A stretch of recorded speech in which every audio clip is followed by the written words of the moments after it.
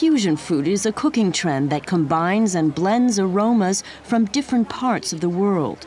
Many experts on good taste reject this. But Mark believes that a great flavor will be enjoyed all over the world and that it can be combined with other great flavors, regardless of where they come from. For Mark, this is best displayed in Thai cooking, which blends 4 or 5 different Asian cuisines into something new and genuine.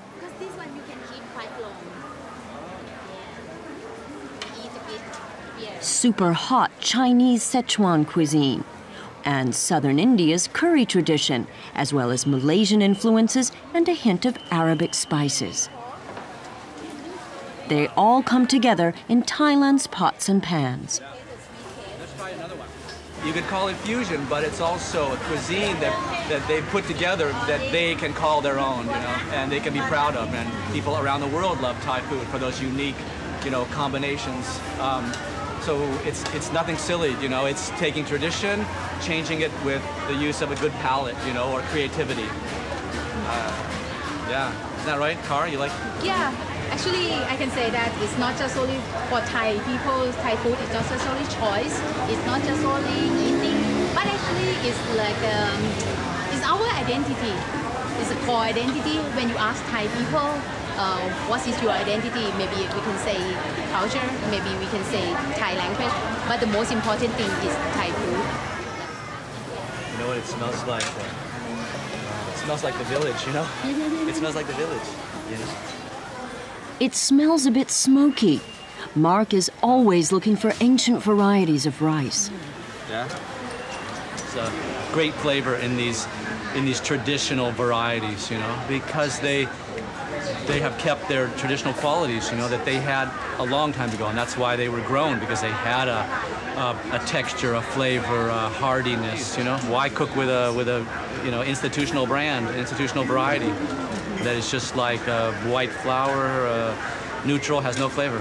Long time ago, maybe 100 years ago, in Thailand has many varieties. So I think it's like 10,000 variety of rice. Wow. But right now it's left only 100 because of the export oriented.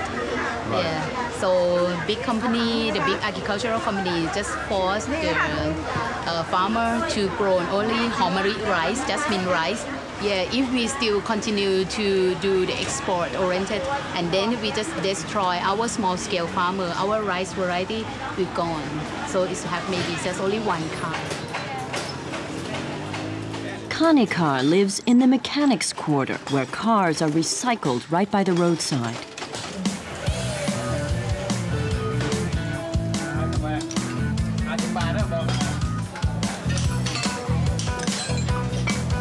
In the heavy metal district, the food stalls all seem to belong to Kanikar's family.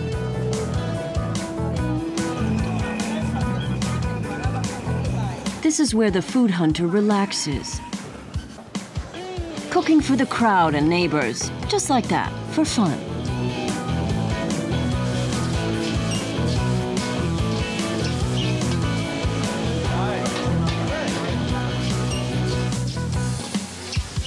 It doesn't take much money. It doesn't take a lot of big deal technology. It's a single burner. It's a wok. It's fresh ingredients from the market every day.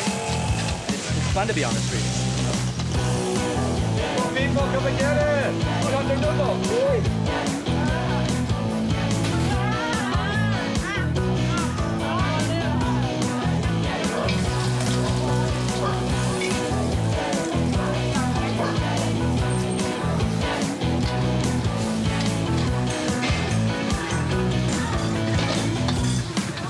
Their food culture's on the street.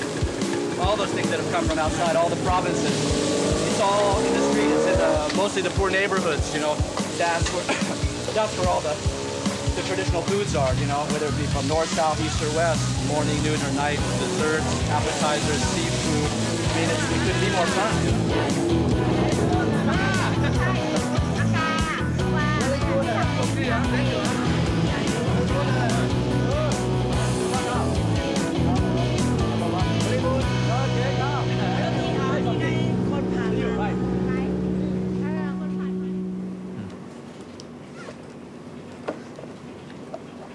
Draconto melondau is the scientific name of the tree. Mark is doing some research on the jungle nut.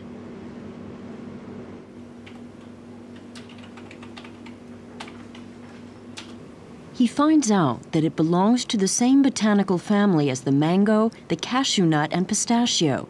No wonder the nut tastes so good. The Dao tree is renowned for its tropical hardwood, but the literature makes no mention of the fact that its seeds are edible, delicious even, a true discovery.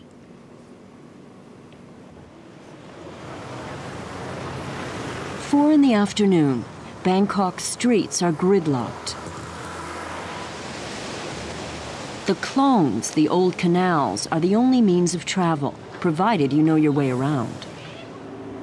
Mark always gets through, even if it means taking a motorcycle taxi. That may be dangerous for the knees, but Mark has an appointment in one of the world's finest hotels.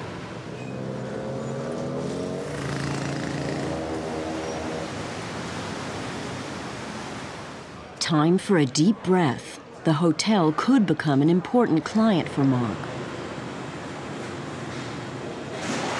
The huge kitchen is run by Chef Nicolas Schneller from the Alsace region of France. Hey Chef. Hey Mark, how are you doing?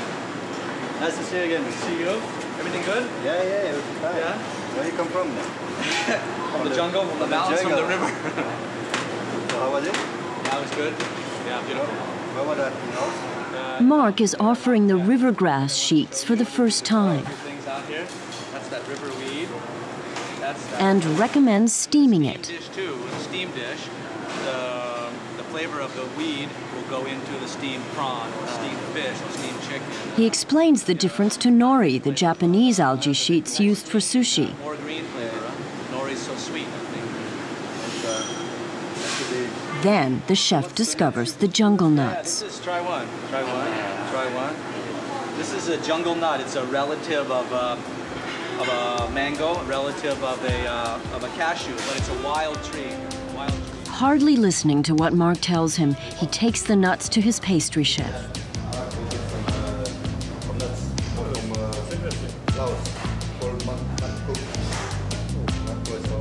The pros love them immediately and agree, caramelize them and make them into a dessert.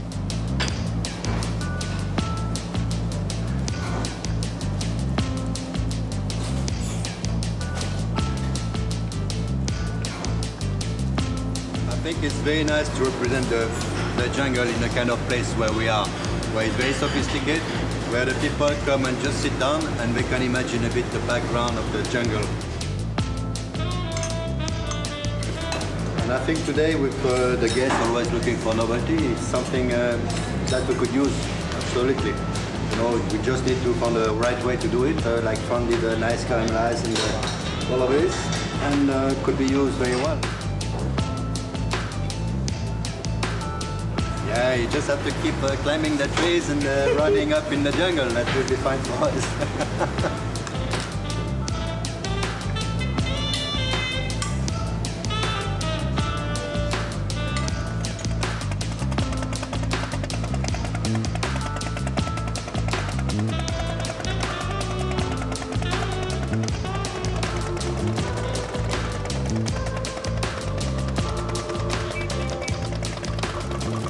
A web of rivers and streams, large and small canals. In the Mekong Delta, life takes place on the water.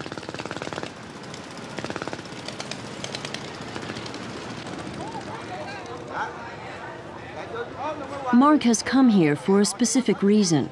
He's in pursuit of the ultimate fish sauce for a California deli distributor. All over Southeast Asia, fish sauce is used to spice dishes instead of salt. Fish sauce, the extract of fermented fish, is the heart of cooking in this entire region. There are hundreds of different kinds, and the best come from the Mekong Delta in Vietnam, where fish sauce is still handmade by countless family businesses. This just shows how serious everybody is down here in the Delta about the fish sauce products, you know. You could say fish sauce would be the soul of Southeast Asian cuisine, you know. It just gives that fish flavor, but sometimes it's very subtle, only gives a nice salty, balanced property, and especially in Vietnamese cuisine, you know, sometimes you don't taste the fish sauce, you just taste the dish and just how delicious it is because of the quality of the fish sauce and what it does to the dish. It's magic. The process is simple. Small sardines are salted and left to ferment in barrels for 4 months. Only the craftsman's skill and the excellence of the ingredients determine the quality. Mark is convinced that this handmade sauce will easily find buyers with the expat Vietnamese in the United States.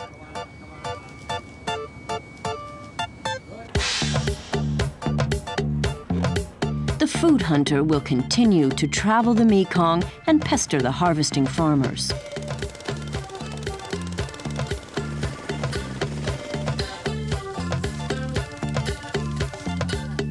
He'll continue to track down which family in the village distills the finest rice vodka.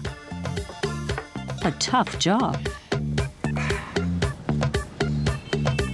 He will continue to defy the dangers of the jungle and those of the city. On Vietnam's streets, discoveries lurk everywhere. He'll not be able to market the sugar-sweet coconut candies, but he likes how lovingly they're wrapped by hand. And you don't have to make a profit from everything.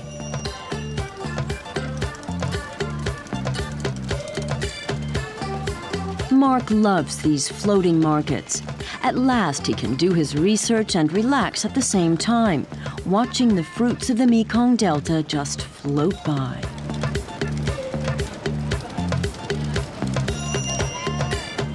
And for a second breakfast, you simply call over the soup boat, or the coffee boat, or the baguette boat. The daily grind the food hunter is confronted with is certainly no fun. Proceed with caution. I'm still alive, but it's definitely hazardous to your health, you know. You're up drinking with people, socializing, tasting everything their wife's made, eating as much chili as they do, you know. And in the market, tasting everything, because it looks great. You know, you want to please everybody, you want to have fun with everybody. And it's just not easy, you know. You end up like groaning and not sleeping because your gut is, you know, you have gut-wrenching pain and a bad stomach the next day. You know, you get bit by bugs. Yeah, I'll stick with it. Whether it kills me or not.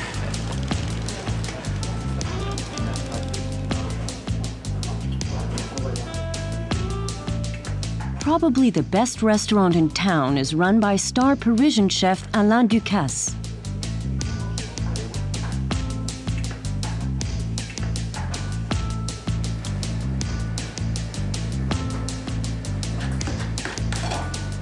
The first orders of the evening are being prepared.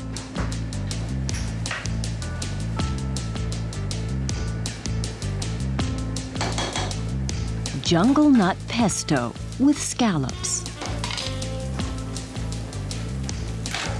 And tuna fillet with strips of fried Mekong river grass from Laos.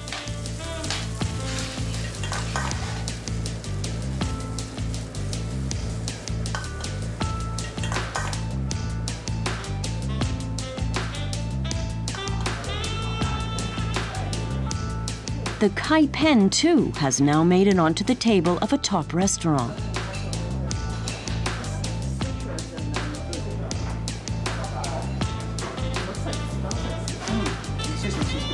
At the end of the day, it's the guest who decides